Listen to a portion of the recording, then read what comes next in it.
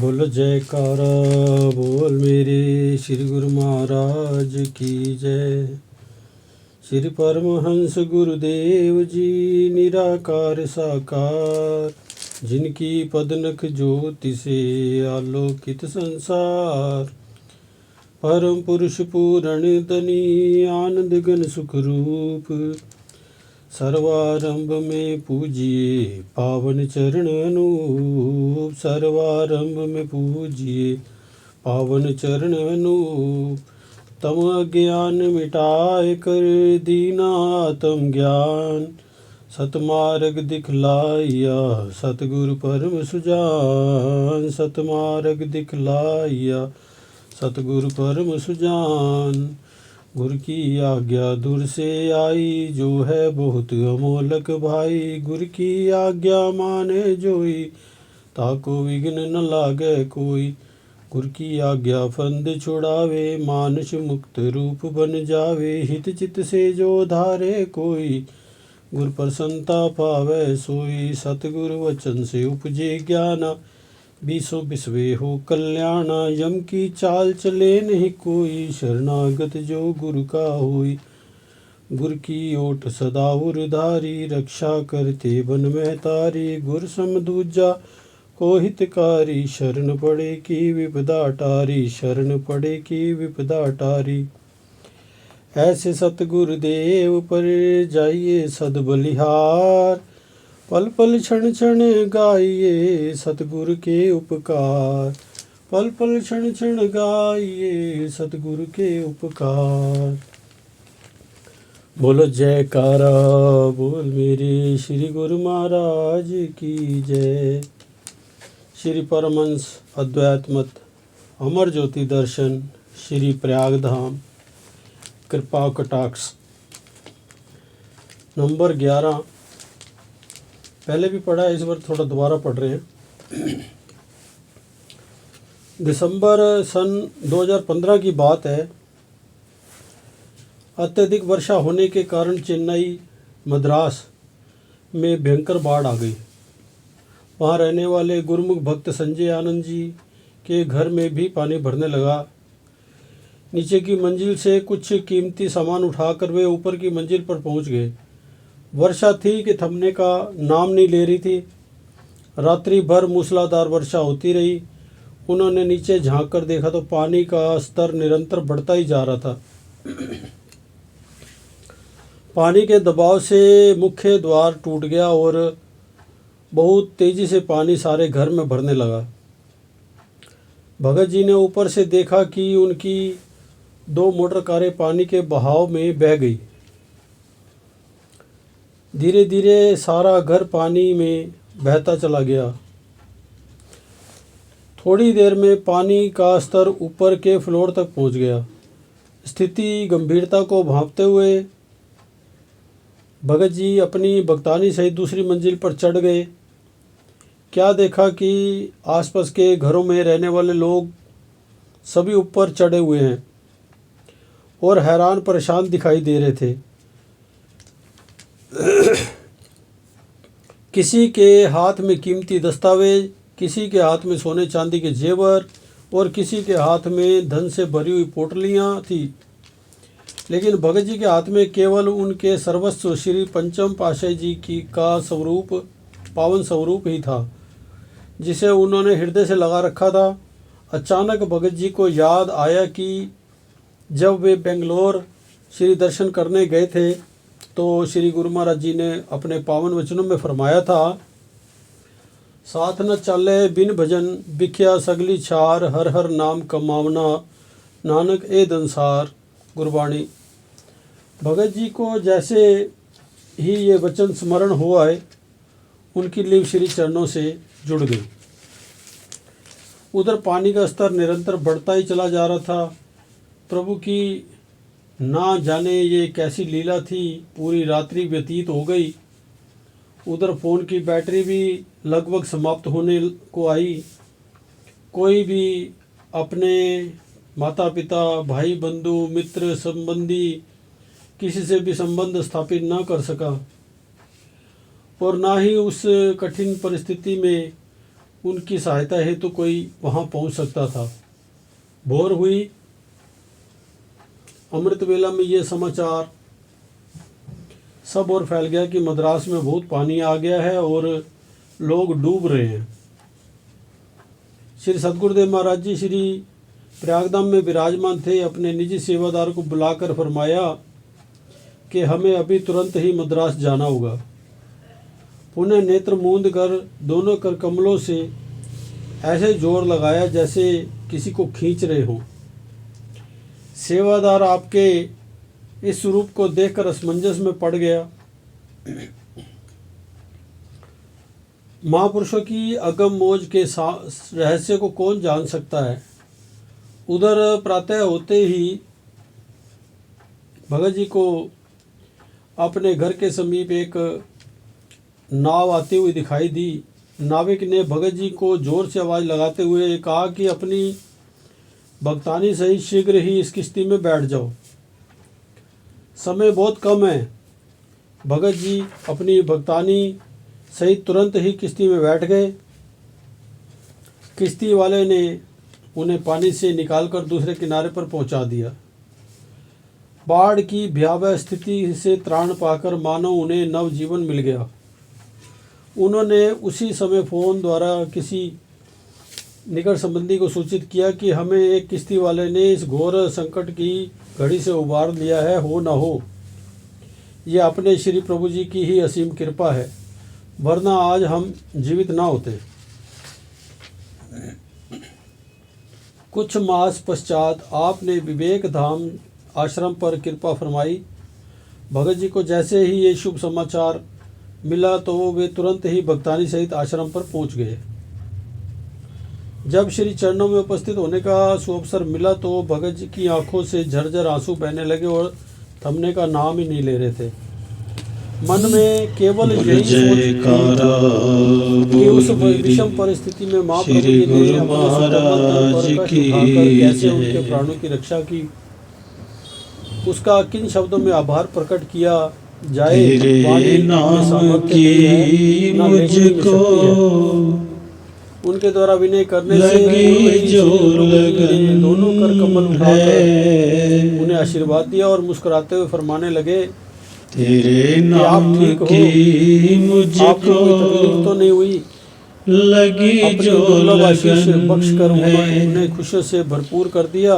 जिधर भी मैं देखो तू आता बुलाकर कहा, भगत जी महाराज जी ने आपको नव जीवन प्रदान किया है, तेरे नाम आपका मार्ग ही बदल दिया है। ये जीवन उन्होंने जो आपको बख्शिश किया है, ये सेवा और भक्ति के लिए ही बख्शा है। दुनिया में रहकर दुनिया के काम करना मना नहीं है।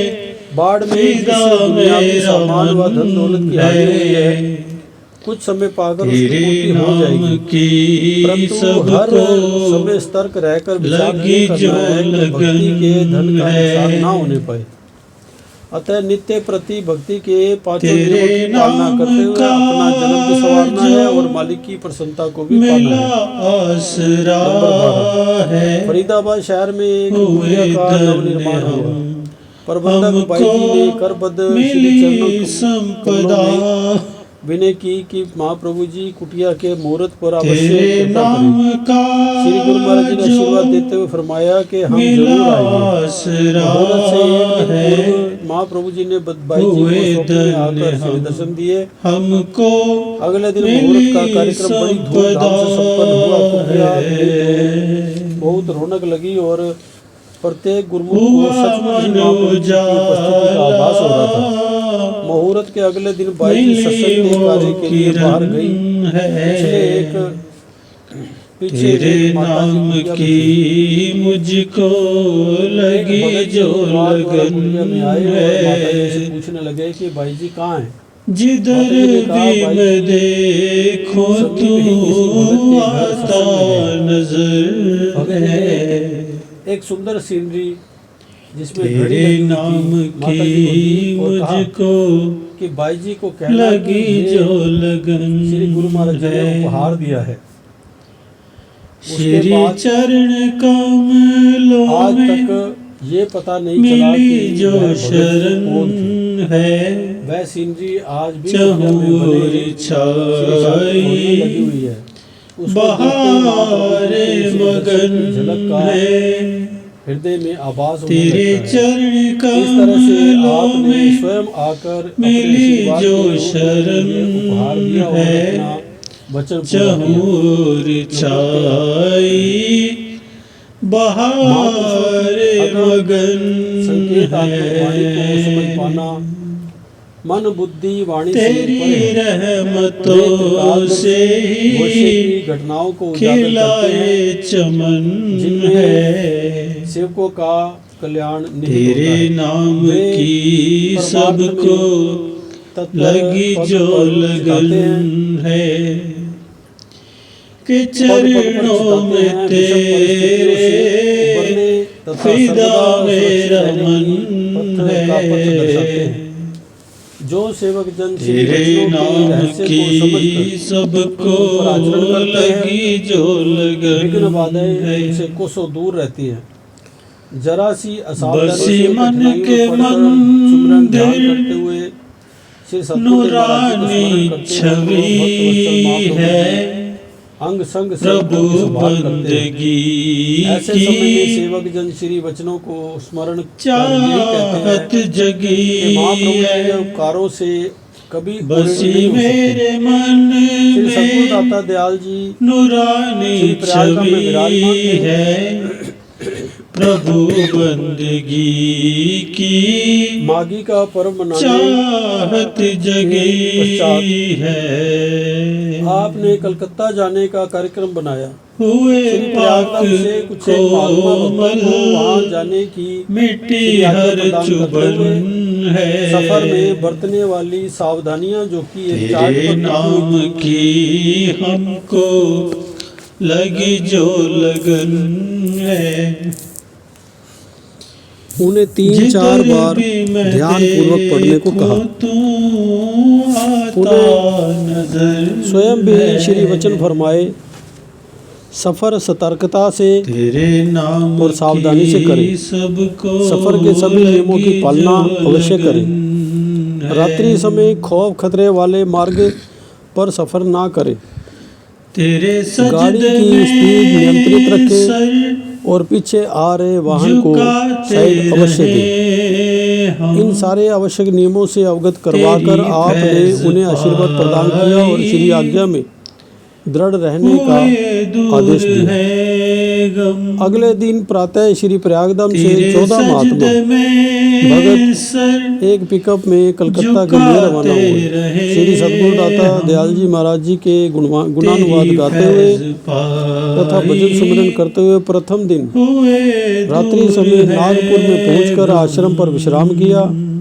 बार बार सबके मन में महाप्रभु जी के वचन स्मरण हो आते और परस्पर ये कहते कि ना जाने क्यों इस बार विशेष रूप से सावधान एवं सतर्क रहने की श्री आज्ञा हुई है। तेरे नाम की दूसरे दिन प्रातः समय यात्रा आरंभ की। सारा दिन तथा समय भोजन आदि कर यात्रा करते रहे। साय समय उड़ीसा में पहुंचे। यहाँ पर इन्होंने यही सोचा कि यदि रात भर यात्रा करते रहेंगे तो अपने गंतव्य स्थान पर जल्दी पहुंचकर आगे की तैयारियां उचित ढंग से कर सकेंगे। ख्यालों में मनमति का प्रवेश होना था कि श्री आज्ञा विस्मृत हो गई। आगा पीछा कुछ न सोचा और रात्रि हो जाने पर भी यात्रा जारी रखी। रात्रि के 10-11 बजे इन्हें एहसास हुआ कि इस सड़क पर ना तो कोई गाड़ी आ रही है ना ही कोई गाड़ी जा रही है। एकाएक उन्हें ख्याल आया कि वे खतरनाक स्थान पर आ पहुँचे हैं।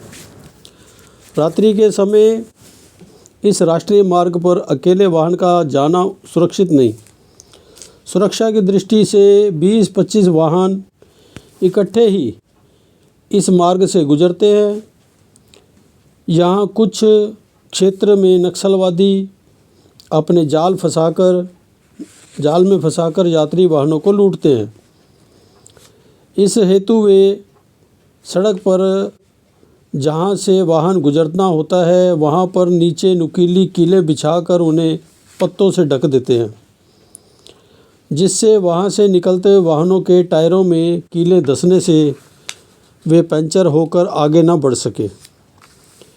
ऐसे सुनसान क्षेत्र में रात्रि के समय आसपास से कोई सहायता भी नहीं मिल सकती। पिकअप जो इस स्थान पर पहुँच गई उसके लिए यहाँ से आगे जाने के अतिरिक्त अन्य कोई विकल्प नहीं था। प्रभु नाम का सुमरन करते हुए महात्मा जी ड्राइवर हाईवे के एक ओर बनी कच्ची सड़क, जिसमें स्थान स्थान पर ऊंचे नीचे गड्ढे थे, वहाँ पर गाड़ी चलाने लगे। लुटेरों ने ये भांप लिया कि ये वाहन इस कूटनीति को समझकर दूसरे मार्ग से सुरक्षित पहुंचने का प्रयास कर रहा है। उन्होंने अपना दूसरा वार ड्राइवर पर निशाना साधते हुए गुलेल से पत्थर मारा ताकि उसे चोट लगने पर गाड़ी वहीं रुक जाए, लेकिन निशाना चूक जाने से पत्थर पीछे शीशे को जा लगा और शीशा टूटकर चकनाचूर हो गया। पीछे बैठे एक दो भक्तों को मामूली सी चोट आई, परंतु ड्राइवर को कोई आँच नहीं आई और गाड़ी पूर्व तेज़ रफ्तार से आगे बढ़ती रही और आगे जाकर पेट्रोल पंप पर रुक गई। ये स्थान भी खतरे से खाली नहीं था, क्योंकि पेट्रोल पंप के मालिक ने स्पष्ट कह दिया कि यहाँ ठहरने की कोई व्यवस्था नहीं है, यहाँ पर रुकना सुरक्षित नहीं है। सभी मन ही मन सुमिरन करने लगे, अपने श्री प्रभु जी के श्री चरणों से सुरती जोड़कर उनसे सहायता पाने के लिए विनय करने लगे। अचानक क्या देखा, उसी सड़क पर 20-25 ट्रक इकट्ठे आ गए। इन्होंने शीघ्र ही पिकअप को इन ट्रकों के बीच में लगा दिया और आगे बढ़ने लगे। लगभग 50 किलोमीटर की दूरी पर एक ढाबा आया। यहाँ पर आकर लुटेरों की सीमा भी समाप्त हो गई। ट्रक एक एक करके आगे निकलते गए, परंतु इन्होंने पिकअप उसी ढाबे पर रोक दी। सब ने चैन की सांस ली। जब ये सब नीचे उतरे, यहाँ का मालिक आश्चर्यचकित हो कहने लगा कि आप सब यहाँ पर सुरक्षित कैसे पहुँच गए। ये किसी चमत्कार से कम नहीं है। आप पूर्ण महापुरुषों के सेवक हैं। ये उन्हीं की ही आप पर कोई विशेष कृपा हुई है जो आप सब सुरक्षित हैं, वरना आज तक इस मार्ग से कोई भी यात्री रात्रि में यात्रा करते हुए जीवित नहीं पहुंचा। सब ने यहाँ पर हाथ मुंह धोकर चाय पी, महाप्रभु जी की असीम कृपा का गुणगान करते हुए प्रातः समय पुनः यात्रा आरंभ की। कलकत्ता की समीप सीमा पर पहुँचते ही विदित हुआ कि यहाँ के कई क्षेत्रों में कर्फ्यू लगा हुआ है। कहीं पर अनुमति लेकर, कहीं पर अवरुद्ध मार्ग को बड़ी कठिनता से पार करते हुए कुछ कंकुरगाछी सत्यधाम आश्रम पर पहुँचे। यहाँ से फिर हावड़ा प्रीतिधाम आश्रम की ओर प्रस्थान किया। श्री सद्गुरुदेव महाराज जी का 2-3 दिन पश्चात कलकत्ता में शुभ आगमन बड़ी धूमधाम से हुआ। पिकअप में आए हुए गुरुमुखों ने निजी सेवादारों को सफ़र में घटित भयानक परिस्थिति का सारा विवरण सुनाया, जिसके सुनते ही सबके रोंगटे खड़े हो गए। उन्होंने उस रात्रि में श्री प्रयागधाम में जो लीला हुई उसका बखान करते हुए कहा कि एक भगत श्री दर्शनों के समय एक टोकरे में कुछ नारियल रख कर लाया। अभी सत्संग आरंभ ही नहीं हुआ था कि महाप्रभु जी ने उस टोकरे में से एक एक करके लगातार 14-15 नारियल उठाए और उन्हें सामने ज़मीन पर फोड़ते गए।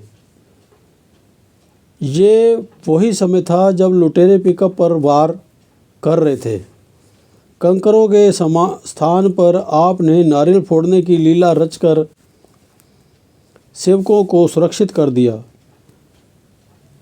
महाप्रभु जी की अपरंपार लीला को कोई कैसे जान सकता है। इधर सभी सेवकों ने अपनी भूल चूक के लिए श्री चरणों में जाकर दंडवत प्रणाम करते हुए क्षमा मांगी। श्री सद्गुरुदेव महाराज जी की अनंत एवं असीमित कृपा ही हर पल सेवकों का संरक्षण करती है। बोलो जयकारा बोल मेरे श्री गुरु महाराज की जय। अगला पाठ दयाल धाम।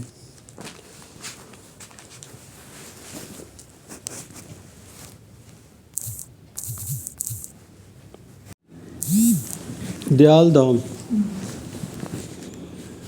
श्री 108 श्री परमहंस अवतार श्री तृतीय पातशाही जी महाराज संतों के सिरमौर, संस्कारी जीवों को देने के लिए ठोर, परमार्थ की अनंत यात्रा की ओर पग बढ़ाने में संलग्न थे। मध्य प्रदेश से निष्काम सेवा एवं गुरु भक्ति का जन जन तक संदेश पहुँचाने, घट घट में आत्म ज्योति जगाने के लिए महाराष्ट्र की भूमि का चयन किया। चूँकि उस समय आवागमन के साधन सरल नहीं थे, आप सर्वप्रथम उर्ली कांचन दयालधाम के स्थान पर कुछ महात्मा व भक्त जनों के साथ साथ इस स्थान पर पहुँचे। आसपास आबादी के चिन्ह नहीं थे और ना ही कोई बड़ा आश्रम बनाने योग्य जमीन। इसी एक स्थान पर भूल भुलैया नीचे ऊपर 5-6 कमरे बने हुए थे और साथ में कुछ खाली ज़मीन थी। कुछ समय के लिए इस स्थान को खरीद लिया। महाराष्ट्र में सत्संग का प्रथम स्थान यही बना। ये जो महात्मा जी है,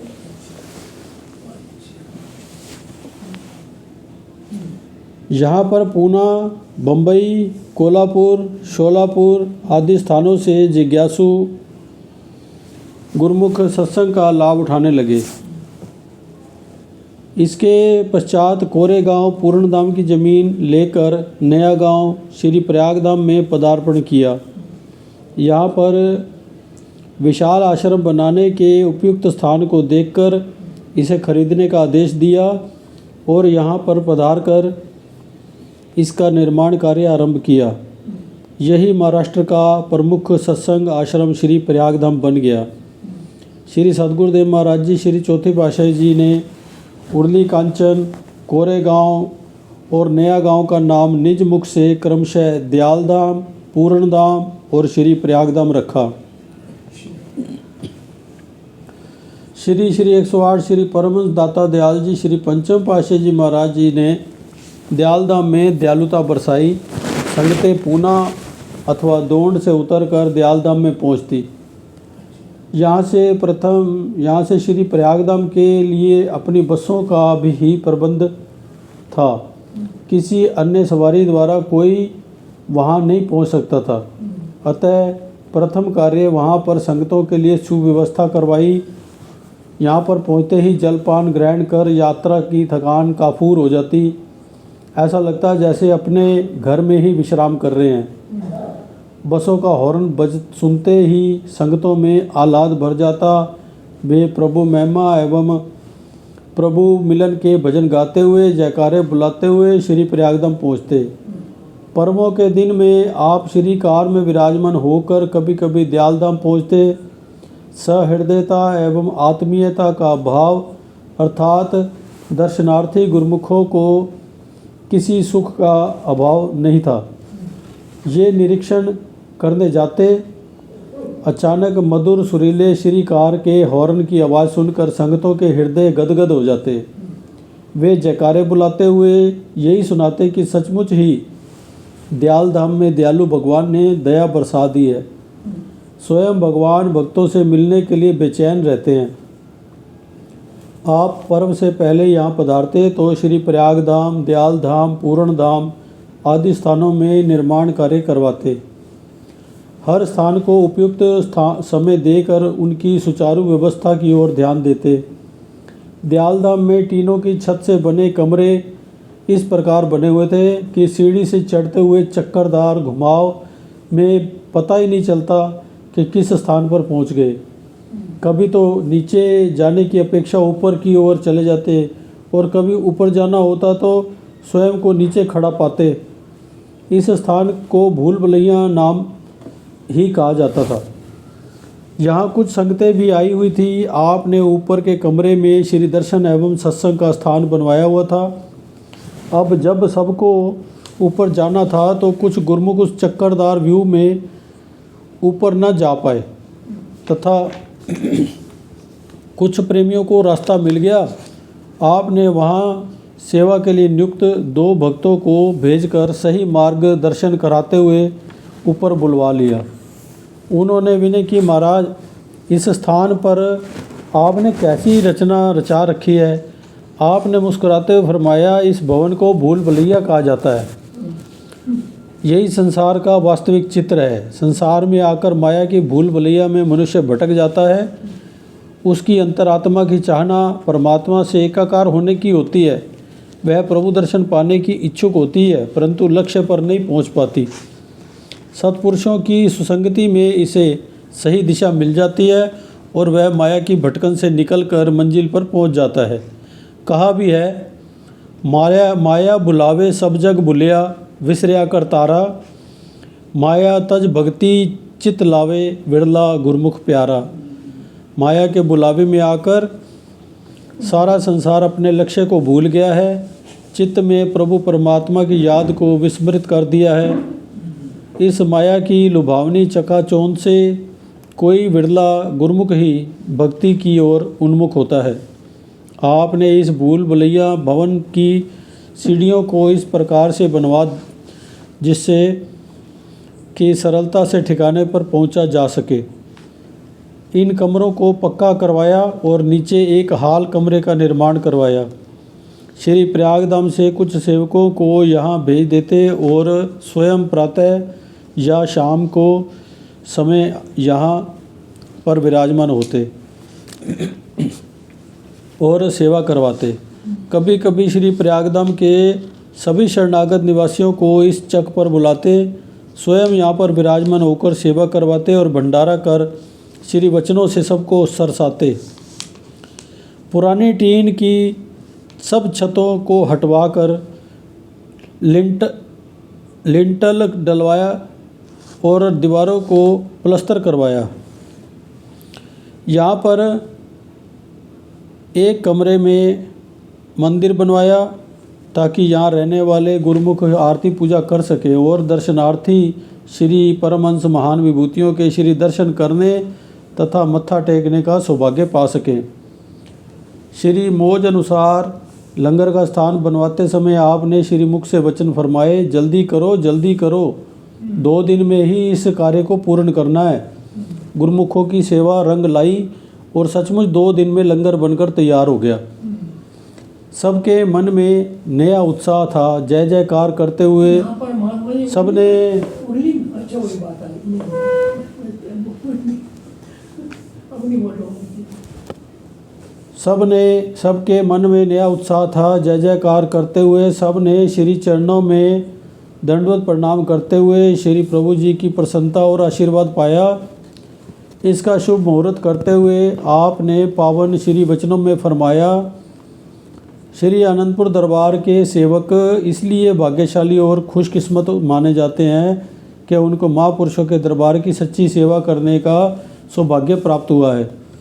महापुरुषों के जितने स्थान हैं वे भक्ति के केंद्र बन गए हैं। यहाँ गुरुमुख जन जीवन पर्यंत दरबार की सच्ची सेवा करके जीवन को सफल बना सकते हैं और अपनी आत्मा को उज्जवल बना सकते हैं।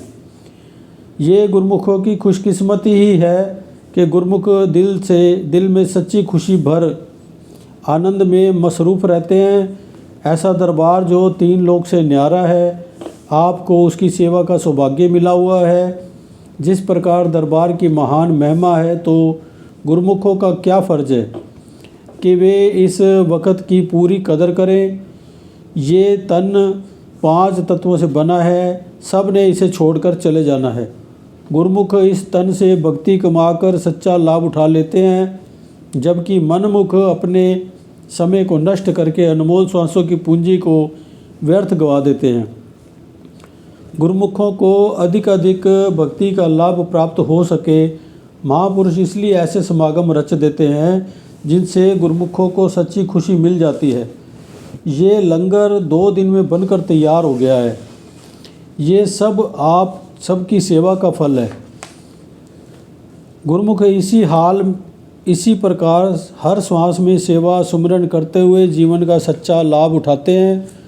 हर्षोल्लास से पूर्ण गुरुमुख जन गुरु महिमा के गीत गाते हुए श्री सतगुरुदेव महाराज जी के साथ श्री प्रयागधाम पहुँच गए।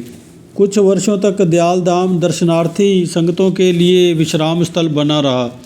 श्री प्रयागधाम के उत्तरोत्तर विकास के साथ साथ परमार्थ सत्संग से हजारों की संख्या में दर्शनार्थी यहाँ आने का सौभाग्य पाने लगे। उर्ली कांचन रेलवे स्टेशन पर ट्रेनें रुकने लगी। उसके लिए आपने स्टेशन के समीप ही अन्य क्षेत्र पर आश्रम बनवाया। यहाँ आवश्यकता अनुसार कुछ कमरे, हाल, स्नान गृह व जलपान गृह आदि बनवाए। स्टेशन से आने वाली संगतें यहाँ आती और उन्हें श्री प्रयागधाम ले जाने के लिए बसें तैयार मिलती। महाप्रभु जी के गुणानुवाद गाते हुए प्रेमी जन शीघ्र ही श्री प्रयागधाम पहुंच जाते। समय की मांग और संगतों की सुख सुविधा के लिए इस स्थान को का अभी और विस्तार हो रहा है।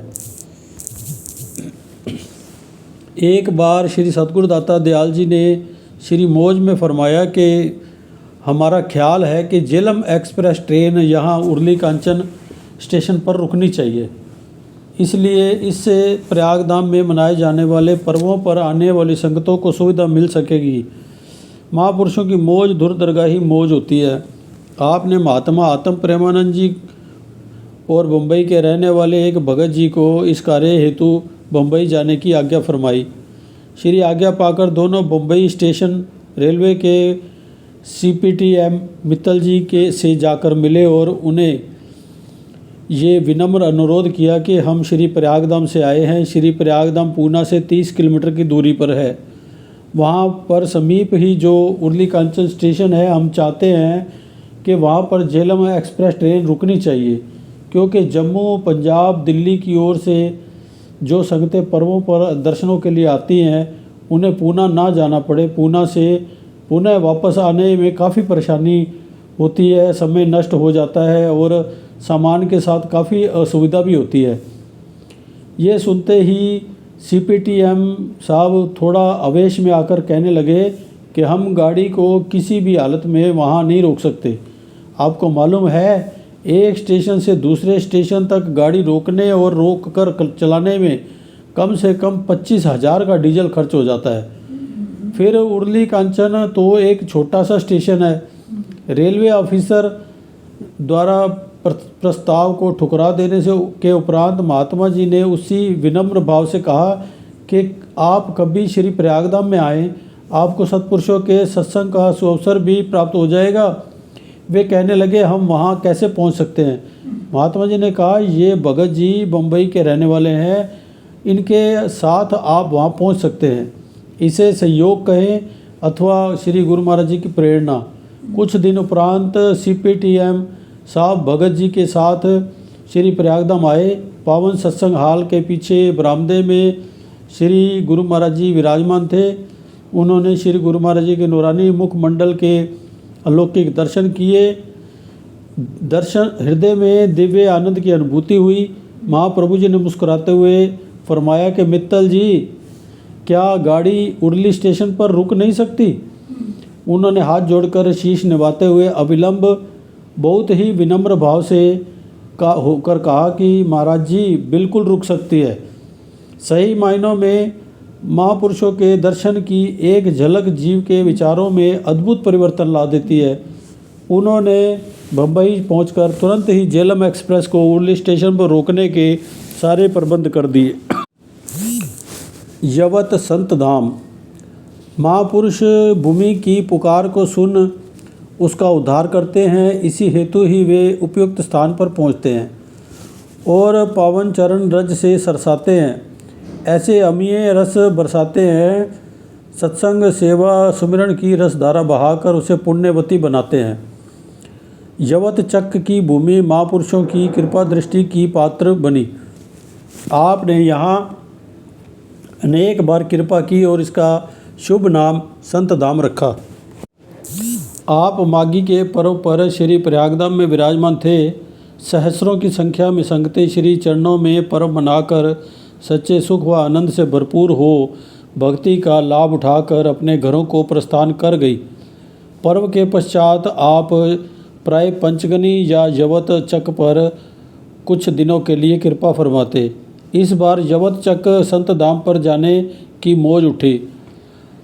आप कुछ महात्मा जनों के साथ यवत पधारे, पूरे क्षेत्र का निरीक्षण किया, उस पर निर्माण कार्य आरंभ करवाने की योजना बनाकर वापस लौटे। आपने महात्मा नित्य विवेकानंद जी को फरमाया, आपने अपने साथ 15-20 भक्तों को सेवा के लिए यवत चक पर ले आओ। वहाँ पीछे खेत में जाकर सभी पत्थरों को हटाना है और शाम तक 20 ट्रालियाँ भरनी हैं। हम शाम को यवत आएंगे, आप भक्तों से पत्थर हटवा कर खड्डे करवा देना। श्री आज्ञा पाकर महात्मा जी अपने साथ करीब 20 भक्तों को एक ट्रक में बिठाकर यवत के लिए चल पड़े। वहां पहुंचकर सारी व्यवस्था की। कुछ एक भक्तों को लंगर की सेवा में लगाकर बाकी सब भक्तों को पीछे खेत में पत्थर हटाने के लिए ले गए। परंतु ये क्या, सारा जोर लगाकर देख लिया लेकिन पत्थर टस से मस नहीं हुए। सब भगत उन्हें हिला हिलाकर थक कर हार कर एक और बैठ गए। श्री आज्ञा हुई थी कि 20 ट्रालियां पत्थर भरना है, परंतु यहाँ दशा ऐसी थी कि साय तक 20 पत्थर भी उठ नहीं पाए थे। उधर साय ठीक 5 बजे हॉर्न बजाते हुए महाप्रभु जी की श्री कार यवत चक पर पहुंच गई। आपने आते ही महात्मा जी को बुलाकर पूछा, कितने पत्थर हटाए गए हैं? महात्मा जी ने विनय की, प्रभु ये पत्थर तो इतने भारी है कि हम सारा जोर लगाकर थक गए, पर ये हिलने का नाम नहीं ले रहे। हम तो इन्हें हिला हिलाकर पसीना पसीना हो गए, पर ऐसा प्रतीत होता है कि जैसे ये भी आपके आगमन की बाट जो रहे हों। अब तो आपकी कृपा से ये कार्य संभव हो सकता है। आपने कर कमलों से छाता पकड़ा हुआ था। उस छाते की नोक को एक पत्थर को स्पर्श करते हुए फरमाया कि खिसकाओ इसे। फिर क्या था, श्री प्रभु जी का शुभ दर्शन और स्पर्श पाकर तो वो उसे उसका भारीपन सब छू मंतर हो गया। अब वो पत्थर जो हिलाए नहीं हिलते थे वे ऐसे हो गए जैसे कागज़ के फूल हों, जो उड़ उड़ कर अपने आप ट्राली में जाने लग गए। आप मुस्कुराकर फरमाने लगे, ये पत्थर तो तुम्हारी राह देख रहे हैं कि कब गुरुमुखों के हाथ लगे और हमारा निस्तार हो। पूरी लगन और निष्ठा से सेवा करो, ये पत्थर तो अभी उठ जाएंगे। ये वचन फरमाकर आप अपने कक्ष में चले गए। प्रेमी गुरुमुख जन श्री प्रभु जी का आशीर्वाद पाकर पूरे उत्साह से सेवा में जुट गए और रात के 9 बजे तक 22 ट्रालियां पत्थर की भर गई, जो सारे दिन में एक भी नहीं भर पाई थी। गुरुमुख जन स्वयं ही ये देखकर हैरान थे कि गुरु महाराज जी के संकेत मात्र से उन्होंने खेत में से सारे पत्थर हटा दिए जिन्हें वे हिला भी नहीं पा रहे थे। कार्य संपन्न होने की विनय पर श्री चरणों में विनय पहुंची। आपने आकर सबको अपने पावन दर्शनों से निहाल करते हुए निज कर कमलों से प्रसाद दिया, जिससे दिन भर की थकान कुछ ही पलों में गायब हो गई। आपकी अपार प्रसन्नता पाकर प्रेमीजन फूले नहीं समा रहे थे। अगले दिन प्रातः जब आप खेत का निरीक्षण करने गए तो देखा कि ढेर सारे पेड़ व कटी हुई झाड़ियाँ इधर उधर बिखरी पड़ी थी। महात्मा जी को बुलाकर फरमाया कि एक ट्रक खाली खड़ा है, ये सब कटे हुए पेड़ झाड़ झंखार उसमें डाल दो। हम जिस काम के लिए आए हैं थे वह लगभग पूर्ण हो गया है। हम आज ही वापस श्री प्रयागधाम जाएंगे। श्री आज्ञा पाकर सब सेवक सेवा में जुट गए। उनमें से एक भगत जी जो काशीपुर से आया था और व्यवसाय से वकील था, इस सेवा में संलग्न हो गया। और जब भगत जन क्रम से सब पेड़ों को रस्सियों से खींचने लगे तो संयोग से उस भगत का पैर उसमें फंस गया और घुटने से नीचे चला गया। कसाव अधिक आग जाने से पांव काफ़ी सूजने लगा। सब ने मिलकर उन भगत जी का पैर उसमें से निकालने की बहुत कोशिश की, परंतु सब व्यर्थ।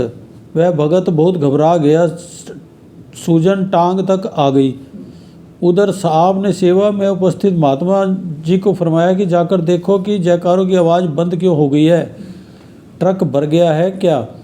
महात्मा जी जब खेत में पहुंचे तो देखा कि भगत जन परेशान खड़े हैं। भक्तों के ने विनय की कि वकील साहब का पैर बुरी तरह फंस गया है, इस हर प्रकार से प्रयत्न करने पर भी ये बाहर नहीं आ पा रहा, सूजन बढ़ती जा रही है।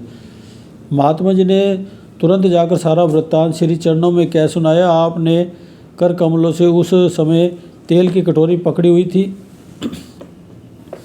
तत्क्षण उस कटोरी को कर कमलों में लिए आप उस भगत जी के पास पहुँचे और तेल की धार बनाकर भगत जी के पैर पर डाल दी, जो टांग दबाव आ जाने से सूज कर मोटी हो गई थी। सबके देखते देखते एकदम अपनी पहली अवस्था में आ गई और एक ही झटके में भगत जी का पैर बाहर निकल आया। कहाँ तो हालत ये थी कि भगत जी का बचना भी मुश्किल जान पड़ता था और कहाँ चंद क्षणों में हुए कौतुक को देखकर सब भक्तों ने मिलकर श्री प्रभु जी की जय जयकार करते हुए जयकारों की ध्वनि से नवमंडल को गुंजायमान कर दिया। तत्पश्चात सभी ने श्री प्रयागधाम की ओर प्रस्थान किया। इसी संत धाम चक पर सत्संग का लाभ प्रदान करने के हेतु सत्संग भवन का निर्माण करवाकर आपने पावन श्री वचन फरमाए, जब से ईश्वर ने ये सृष्टि रची है तब से इसे दो भागों में बांट दिया है। एक तरफ काल माया की शक्ति है तो दूसरी तरफ दयाल की शक्ति है। दोनों सृष्टि में अपना अपना काम करती हैं। काल माया की शक्ति जीव को अपनी ओर खींचती है, दयाल शक्ति संत सत्पुरुष जीव को अपनी ओर प्रेरित करते हैं। काल व माया इसे अपने फंदे में फंसाकर मालिक से दूर खींचकर 84 के चक्कर में कटवाते हैं। संतों का अपना मिशन है, वे जीव को काल माया से छुड़ाकर मालिक की ओर अग्रसर करते हैं। जैसे कहा है, परमात्म से आत्मा जुदा रहे वो काल, सुंदर मेला कर दिया सतगुरु मिले दयाल। जब ये जीव जब इस तक ईश्वर से दूर रहता है, माया के बंधन में रहता है, तब इस तक इसका ईश्वर से मिलना कठिन हो जाता है। दूसरी ओर महापुरुष वक्त वक्त पर आकर ऐसे समागम रचकर जीव को काल माया के बंधन से छुड़वाते हैं। मंदिरों का निर्माण इसलिए करवाते हैं ताकि जीव की सुरती जो माया की ओर है वहाँ से हट सके। आम लोग इसी में ही गलतान रहना चाहते हैं, वे इससे बाहर नहीं निकल सकते। जिन जीवों के पीछे पुण्य संस्कार होते हैं वे महापुरुषों की शरण में आकर धीरे धीरे भक्ति की ओर प्रवृत्त हो जाते हैं। ऐसे ही संस्कारी जीवों के ख्याल पुख्ता हो जाते हैं। जिनके ख्यालों में दृढ़ता और परिपक्वता आ जाती है उन्हें कोई ठेस नहीं पहुंचा सकता। अन्य जप तप नियम व साधन भक्ति की पहली मंजिल है। मानुष जन्म ही आखिरी स्टेज है। ये मालिक तक पहुंचने की सीढ़ी है। इसमें ऐसा संयोग बन गया है कि इसे महापुरुषों की चरण शरण प्राप्त हो गई है। भक्ति के नियम मिल गए हैं। इनको अपने जीवन में धारण कर जीव अपने जीवन को सफल बनाकर मालिक की प्रसन्नता को पा लेता है। सब परम प्रेमी श्री प्रभु जी की असीम कृपा को पाकर आभार प्रकट करने लगे और श्री चरणों में कोटि कोटि मुबारकबाद देने लगे। उन्हें निहाल कर आप श्री प्रयागधाम की ओर प्रस्थान किया। आप प्राय पर्व के पश्चात कुछ एक महात्मा भक्तों सहित 1-2 दिन के लिए चक संतधाम यवत में पधारते। उन्हें पावन श्री दर्शनों से भी निहाल करते और विशेष सेवा का सुअवसर भी प्रदान करते। ऐसे ही एक बार सायंकाल कुछ महात्मा भक्तों सहित यहाँ कृपा फरमाई। प्रेमियों ने गुरु महिमा के भजन गाए। सबको प्रसाद देकर आप उन्हें एक बगीचे में ले गए। फरमाया कि बगीचे में जितनी झाड़ियाँ लगी हैं सब उखाड़ कर बाहर फेंको और पूरी सफाई करो। श्री आज्ञा पाकर सब सेवा में जुट गए। आप स्वयं भी वहाँ एक कुर्सी पर विराजमान हो गए। सब प्रेमी पूर्ण उत्साह से झाड़ियाँ काटने लगे, झाड़ू लगाने लगे। इस प्रकार सफाई का कार्य आरंभ करवाकर आप अपने कक्ष में आ गए। इधर कुछ ही पलों में उस बगीचे की सफाई पूर्ण हो गई। प्रेमी जन सेवा कार्य निपटाकर सत्संग भवन की ओर चले गए। उनमें से एक भगत जी जो विदेश से आए हुए थे वे आंखें मूंद कर वहीं ध्यान में बैठ गए। कुछ समय के पश्चात एक महात्मा जी उस बगीचे में गए तो देखा कि भगत जी वहाँ अकेले ध्यान मगन बैठे हैं। उन्होंने जाकर पूछा कि सब गुरुमुख चले जाने पर भी आप अभी तक यहाँ क्यों बैठे हैं। भगत जी ने कहा, मैं आपसे एक विनती करना चाहता हूँ कि मैं वर्षों से जिस चीज़ के लिए तड़प रहा था वह मुझे आज प्राप्त हो गई है। महात्मा जी ने पूछा, आपको ऐसा क्या मिल गया जो आप इतने शांत स्वरूप दिखाई दे रहे हैं। भगत जी ने कहा, महात्मा जी मैं श्रीमद् भागवत गीता की 4 पंक्तियाँ प्रतिदिन पढ़ता हूँ जिनमें भगवान श्री कृष्ण जी अर्जुन को उपदेश देते हुए प्राय फरमाते हैं कि कर्म ही प्रधान है। तुम जो भी कर्म करोगे उसका फल अवश्य मिलेगा। मैं नित्य प्रति भजन सुमिरन करता हूँ, परंतु मुझे कभी भगवान के दर्शनों का सौभाग्य नहीं मिला, इसलिए मेरा मन बहुत अशांत रहता था। आज महाप्रभु जी सब गुरुमुखों से बगीचे की सेवा करवा रहे थे, स्वयं विराजमान होकर सुंदर दर्शन दे रहे थे, प्रसाद दे रहे थे। तब मुझे अपनी आंखों के सामने वो सारा दृश्य दिखाई दे रहा था जो भगवान श्री कृष्ण ने अर्जुन से कहा था। ऐसा लग रहा था जैसे श्री गुरु महाराज जी भगवान श्री कृष्ण के रूप में सामने कुर्सी पर विराजमान होकर सबको श्री दर्शन दे रहे हैं और सबसे उनके पूर्व पुण्यों के अनुसार सेवा करवा रहे हैं। आज इस अलौकिक रूप में उनके दिव्य दर्शन करके मेरा मन बहुत शांत हो गया है। महापुरुषों की कृपा के फलस्वरूप ही ज्ञान का भानु उदय होता है, जो अंतर्मन में उजियारा भर देता है। जैसा कि पहले वर्णन हो चुका है कि आप जब भी यहाँ कृपा फरमाते तो शरणागत गुरुमुखों को श्री दर्शन, सेवा एवं सत्संग की अनमोल निधि प्रदान करते, उन्हें खुशहाल कर देते। एक बार जब आप यहाँ विराजमान थे तो एक महात्मा जी ने सत्संग में भगवान श्री कृष्ण की प्रेम लीलाओं में से एक छोटी सी कथा सुनाई। वो कथा इस प्रकार है। एक बार देवर्षि नारद जी भूलोक पर विचरण करते हुए वृंदावन की गलियों में जा पहुँचे। वहाँ क्या देखा कि एक गोपी ध्यान मगन होकर बैठी है। उन्हें ये देखकर बहुत आश्चर्य हुआ। उन्होंने गोपियों को कृष्ण प्रेम में डूबे हुए सदैव उनके पीछे भागते देखा था। वे विचार करने लगे कि गोपियाँ जो हर पल हर क्षण प्रभु प्रेम में निमग्न रहती थी, जिन्हें प्रेम की परिभाषा के अतिरिक्त कुछ ज्ञान ही नहीं था, वे भजन में कैसे लीन हो सकती थी। उन्होंने उत्सुकतावश उस गोपी से जाकर पूछ ही लिया कि आप अपना दीवानापन छोड़कर भजन ध्यान में चित्त को कैसे जोड़ कर बैठी है। गोपी उनको प्रणाम करते हुए अपनी व्यथा सुनाते हुए कहने लगी कि मैं यहाँ भगवान के ध्यान में नहीं बैठी हूँ, अपितु मैं तो उससे सलोने कृष्ण को अपने दिल में संजोए स्मृतियों से विस्मृत करने का प्रयास कर रही हूँ। परंतु कृष्ण तो मेरे हर रोम रोम, हर रग रग में, हर क्षण कण में, दिल की हर धड़कन में ऐसे समाया हुआ है कि लाख प्रयत्न करने पर भी उसका ध्यान मेरे चित्त से विस्मृत नहीं होता।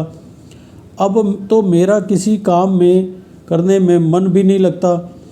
अब बस 24 घंटे वही सांवरी मौनी सूरत आँखों में समाई रहती है। उसकी साकार मधुरी हरदम सन्मुख देखना चाहती हूँ, उसे ना पाकर छटपटाती हूँ। हाँ, किसी प्रकार से उसे भुला पाऊँ। ये सुनकर देवर्षि नारद जी विस्मित होकर कहने लगे, जिस ध्यान को परिपक्व करने के लिए ऋषि मुनि योगी हजारों वर्षों तक कठिन तपस्या में लीन रहते हैं, तो भी वे ध्यान दृढ़ नहीं हो पाता, फिर उस ध्यान को तुम अपने चित्त से क्यों बुला देना चाहती हो।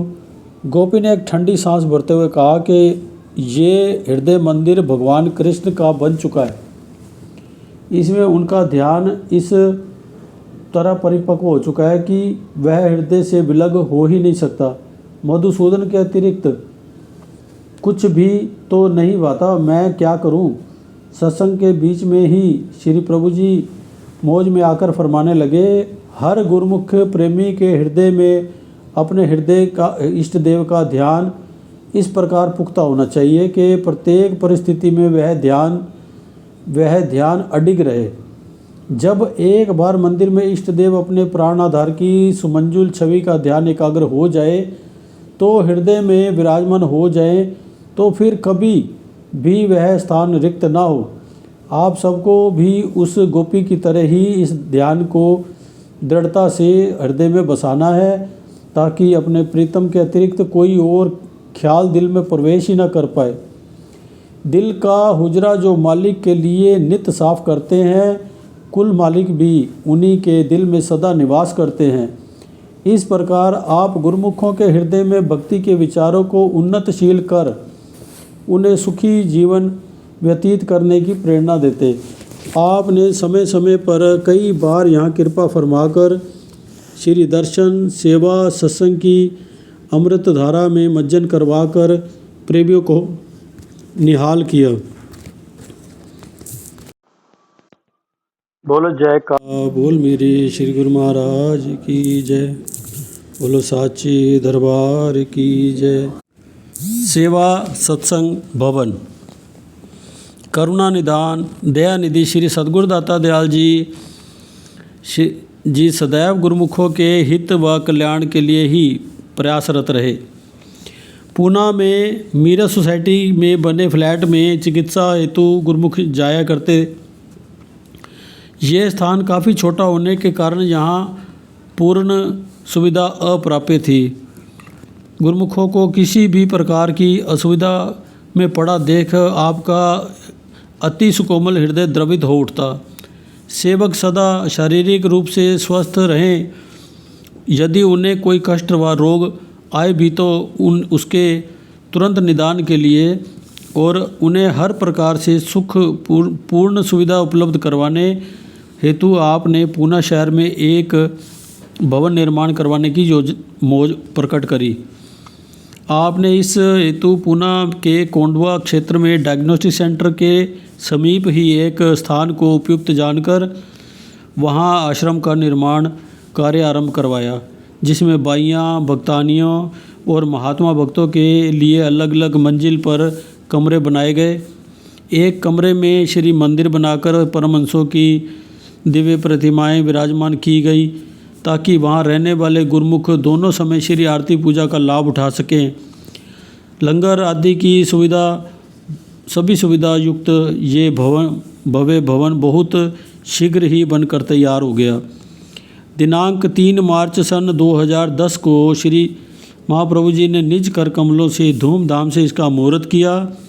श्री आरती पूजा व सत्संग का कार्यक्रम हुआ। महात्मा जी ने सत्संग में इस भवन का नाम पूना सत्संग भवन उच्चारण किया। ये सुनकर श्री प्रभु जी ने मौज में आकर स्वयं फरमाया, इस भवन का नाम सेवा सत्संग भवन होगा। यहाँ सेवा भी होगी और सत्संग भी। यहाँ इस भवन का निर्माण विशेष तौर पर शरणागत गुरुमुखों को चिकित्सा लाभ प्राप्त करवाने हेतु किया गया है। उपचार हेतु आए सेवकों के खान पान की व्यवस्था से लेकर उन्हें अच्छी से अच्छी चिकित्सा उपलब्ध करवाना ही इस भवन निर्माण का सर्वोपरि लक्ष्य है। ये सारी कार्रवाई श्री आज्ञा अनुसार महात्मा अनमोल रामानंद जी की देख रेख में सुचारू रूप से होने लगी। आप जब भी श्री प्रयागधाम कृपा फरमाते तो पूना में आकर इस भवन में सेवा करने वाले गुरुमुखों को अपने पावन श्री दर्शन और अमृतमयी प्रवचनों से कृतार्थ करते। आप प्राय फरमाते, मरीजों की सेवा बहुत ऊंची सेवा है, इसे जितना संभव हो सके प्रेम और निष्काम भाव से करो। बीमार व्यक्ति तो पहले ही अपने दुख से व्यथित होता है,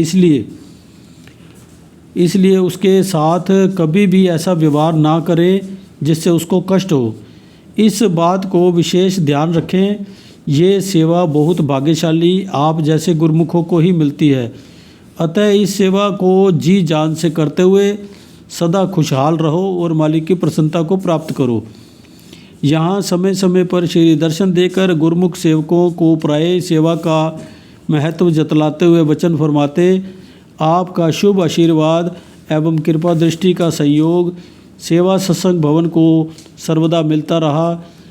ये इस पुण्य भूमि का परम सौभाग्य ही कहा जाएगा। बोलो जयकारा बोल मेरे श्री गुरु महाराज की जय।